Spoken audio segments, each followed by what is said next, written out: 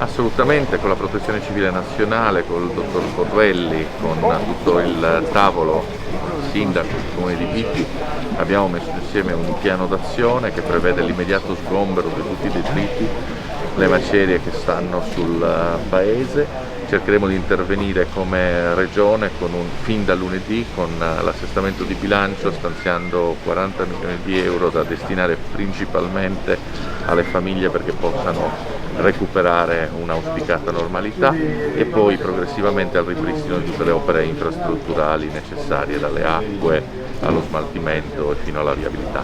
Parola d'ordine della Regione: abbattere i tempi della burocrazia. Assolutamente sì, dobbiamo aggredire questa emergenza eliminando tutto ciò che è burocrazia per favorire il più rapido arrivo delle risorse a chi ne ha bisogno, cioè alle famiglie, alle aziende, al territorio che sono stati colpiti duramente.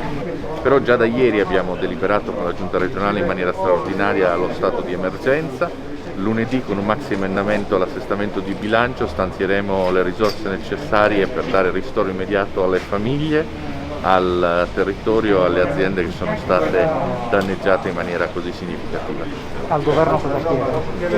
Abbiamo chiesto soprattutto di intervenire con delle norme che consentano un'accelerazione della spesa, cioè un taglio netto della burocrazia, perché è impensabile che gli aspetti burocratici abbiano bloccato da 7 anni la realizzazione delle opere di mitigazione del rischio e che oggi possano pregiudicare l'arrivo immediato di queste risorse a chi ha perso tutto, a chi ha perso la casa, chi ha perso affetti. Dobbiamo immediatamente poter raggiungere con le risorse tutti i beneficiari.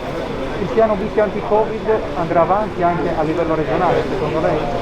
Lo stiamo già facendo con le evacuazioni che abbiamo fatto dalle abitazioni, tenendo separati i pazienti Covid, chi stava in isolamento domiciliare da chi non lo è. Attualmente dobbiamo rimodulare il piano che il Comune stava mettendo insieme con l'assessorato competente, l'ATS, perché ci sia una gestione in piena sicurezza di questa emergenza. Grazie. Grazie.